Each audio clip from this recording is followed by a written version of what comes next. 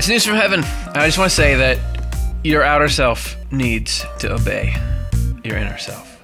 Which sounds like an obnoxious thing to say, because who am I to tell you what to do with your outer and inner self? But it also is just this hierarchical, is obeying really hip these days? How is that anything but something you're going to want to turn off immediately? There's the need there.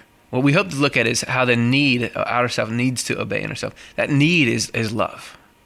What I mean is that making us aware of the need for that is done out of love for us individually as free, potentially free, happy human beings. So it's not a command, but it's more like when a doctor is saying, you need to not do that thing that you're doing. And not because I'm a doctor, but because it's going to really mess you up if you keep doing that. That's hopefully the spirit we get into here.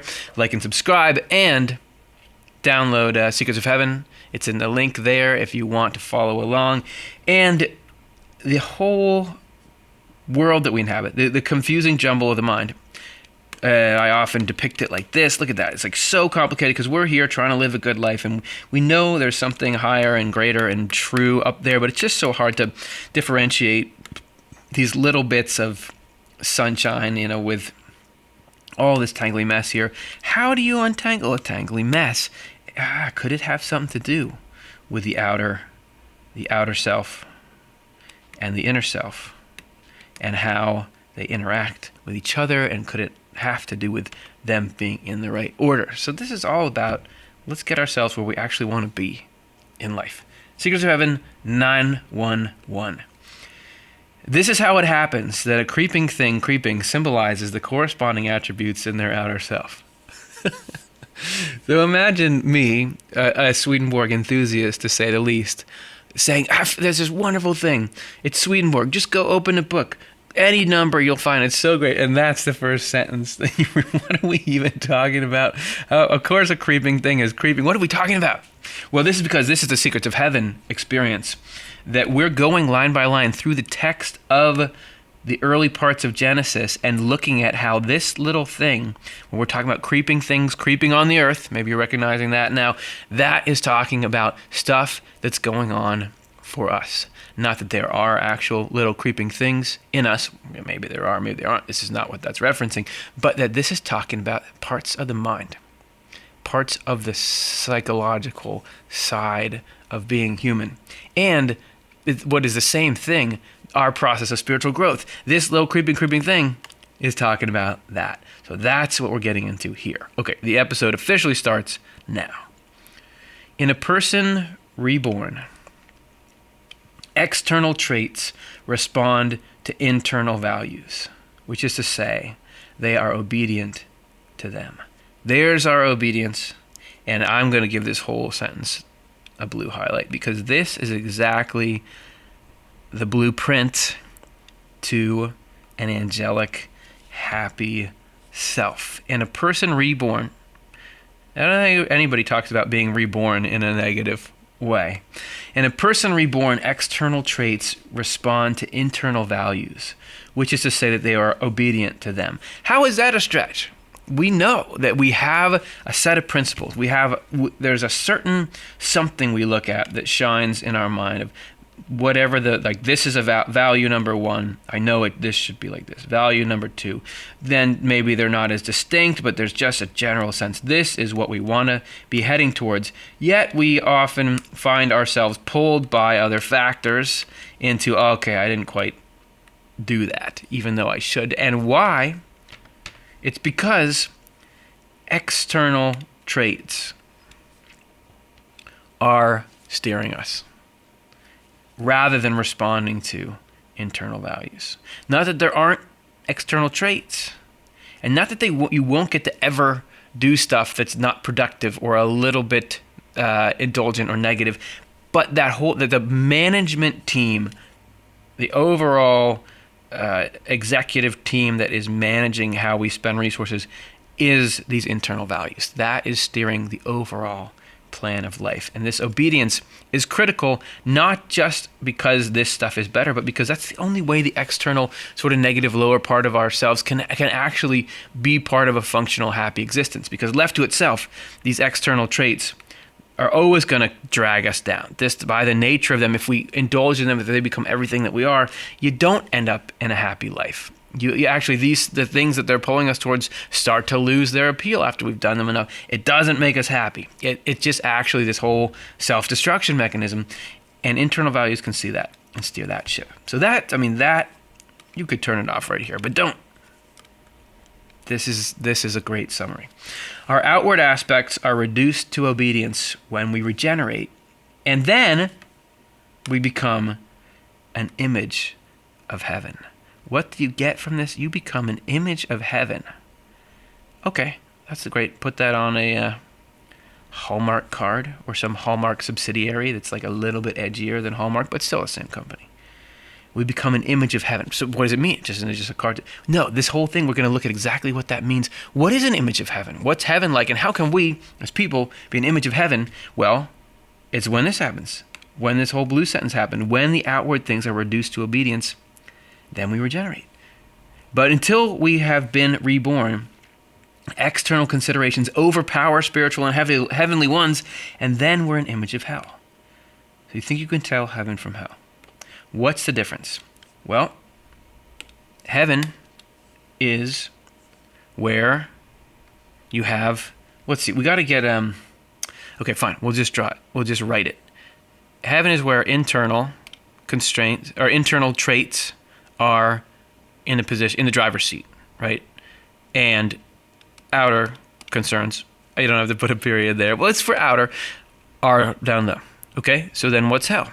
Well, hell is where the outer stuff drives us and makes the inner stuff subservient, right? This is the root of everything that causes harm in the world and in us. This is the root of everything that is noble and good and, in the end, best for everyone.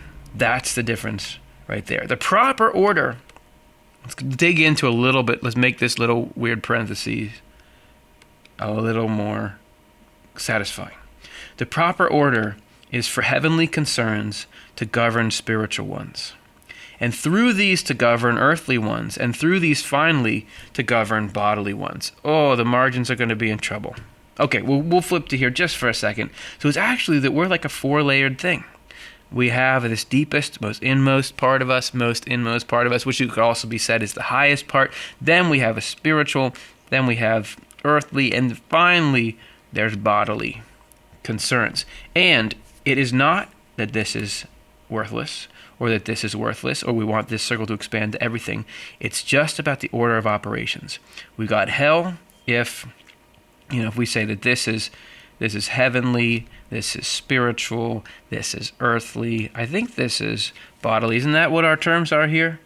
Heavenly, spiritual, earthly, bodily. How could this possibly be entertaining for anyone? Okay, heavenly, spiritual, earthly, bodily, and the hell is when the arrows are going in this way. And bodily, we got it.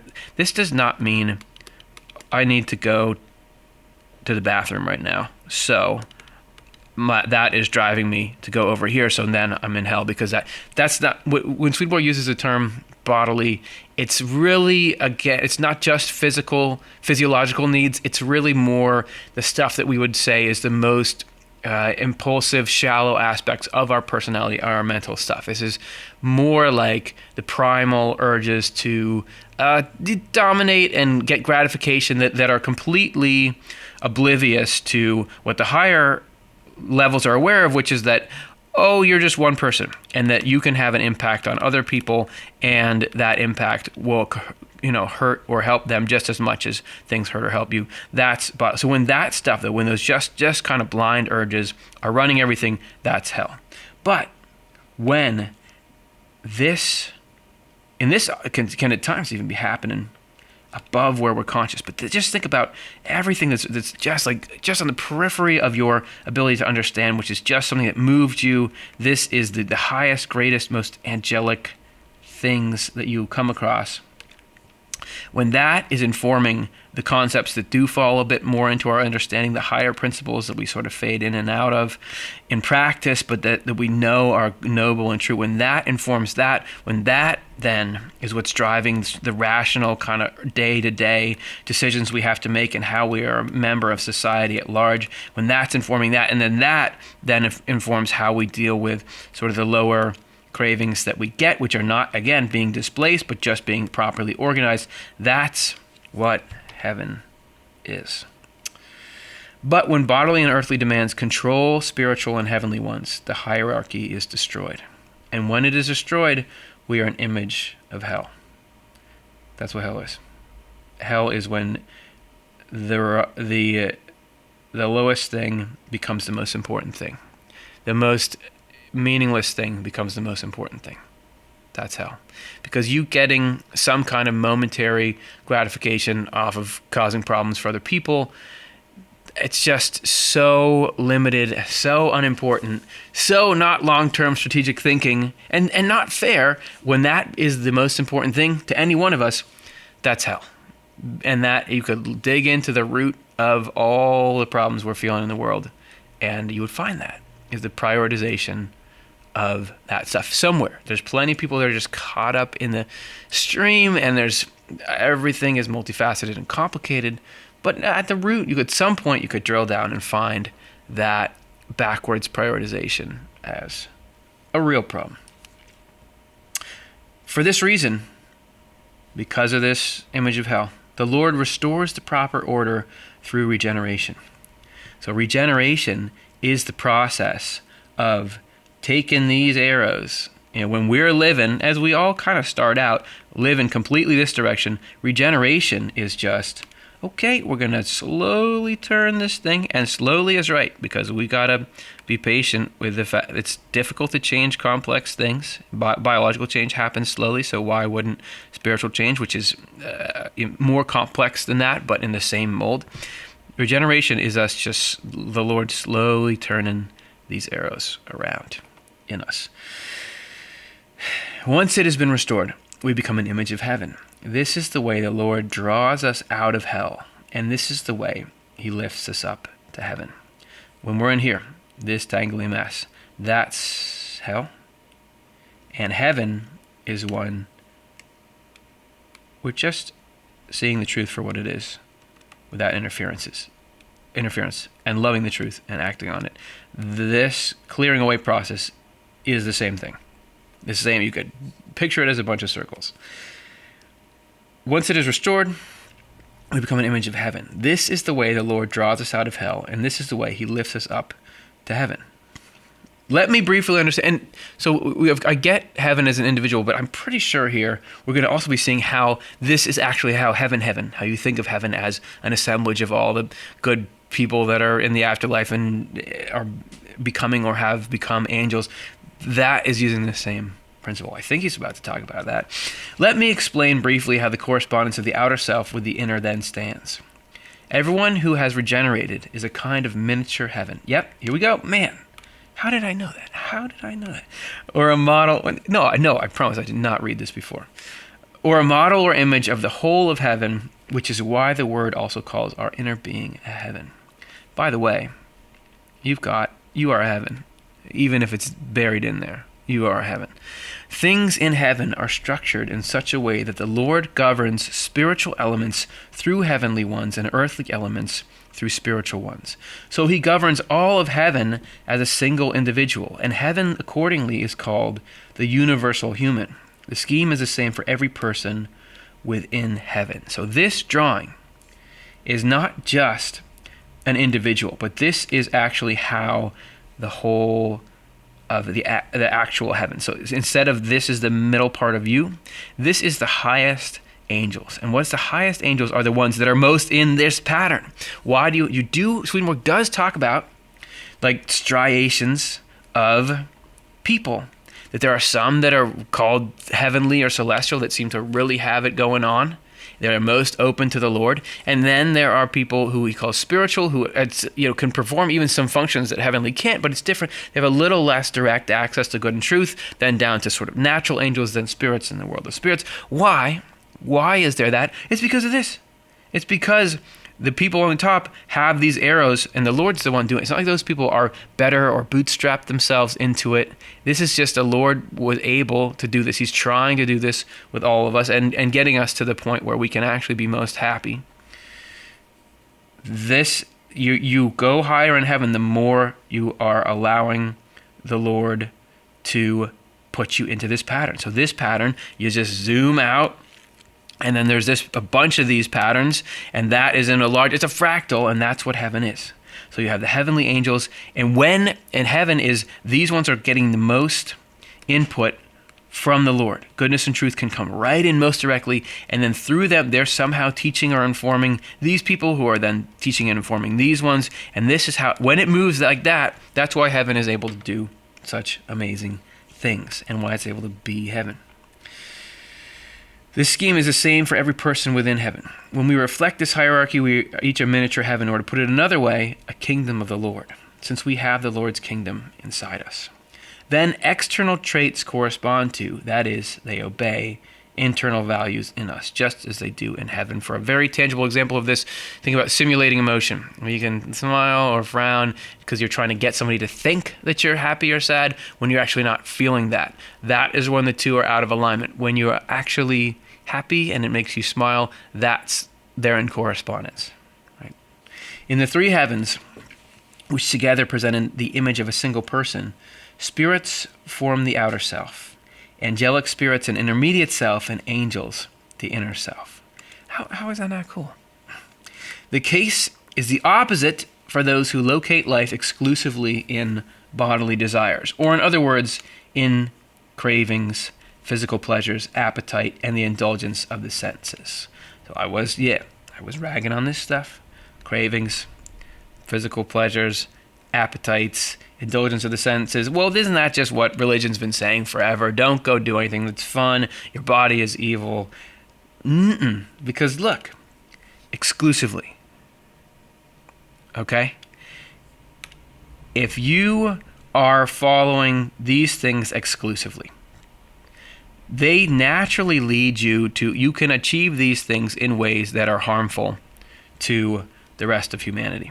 And if this is all you care about, if there is no principle about ethics and understanding how you would affect other people, if there's not that, and it's just these, you inevitably, because these things constantly require more and more in order to satisfy them at the same level that they used to be set, you inevitably, according to Swedenborg, descend into more and more harmful things, right?